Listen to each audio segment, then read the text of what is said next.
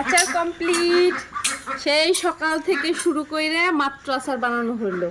আচারের কালারটা দেখে কিন্তু খুব ভালো মনে হচ্ছে না অনেক সুন্দর একটা আচার হবে? আর হবে না কেন, হবে তো অবশ্যই। এটা কি জানেন, এটা হচ্ছে একটা মশলাদার আচার।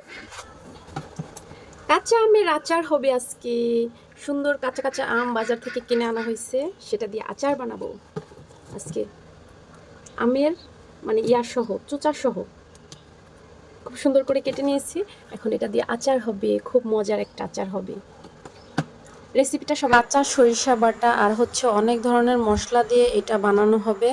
হচ্ছে জিরা বাটা, তারপরে আদা রসুন বাটা, এগুলা দিয়ে মেখে চেখে একেবারে রোদ্রে দিতে হবে। আবার রোদ্রে দিয়ে কিন্তু অবসর থাকা যাবে না, রোদ্রে দিয়ে অবশ্যই বারবার করে এটা নেড়ে চেড়ে দিতে হবে।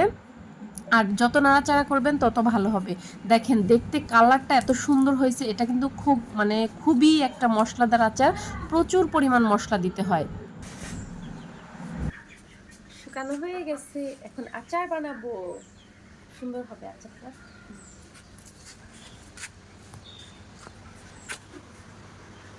আচার হবে, এটা হচ্ছে মশলাদার আচার হবে, খুব মজার হবে আচারটা।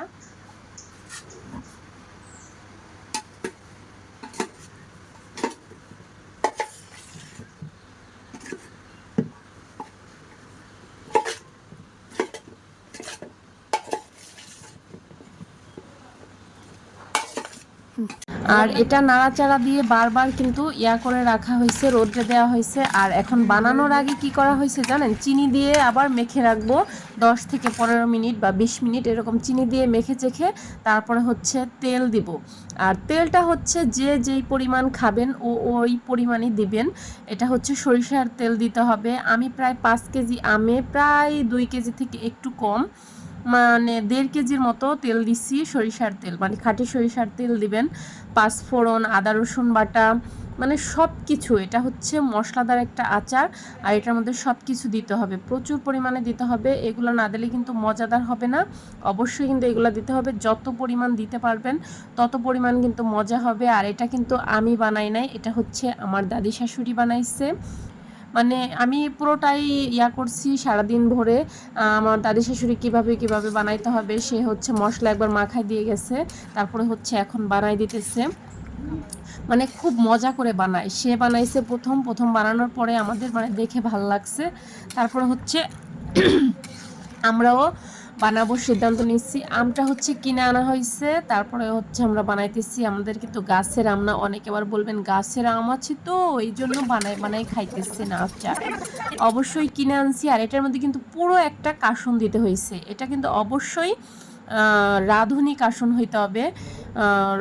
বাজার থেকে কিনে আনা কাসুনটা, ওইটা দিতে হবে। ওইটা দিলে কিন্তু অবশ্যই অনেক সুন্দর হবে আর টেস্টি হবে বেশি। দেখেন মানে আচারটা দেখে এত ভালো লাগতেছে, এত মজা হয়েছে আচারটা। আচার কমপ্লিট। সেই সকাল থেকে শুরু করে মাত্র আচার বানানো হলো।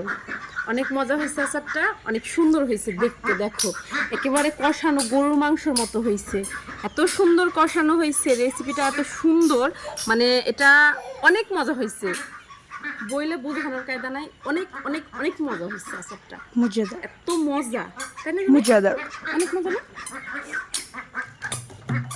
Thank you.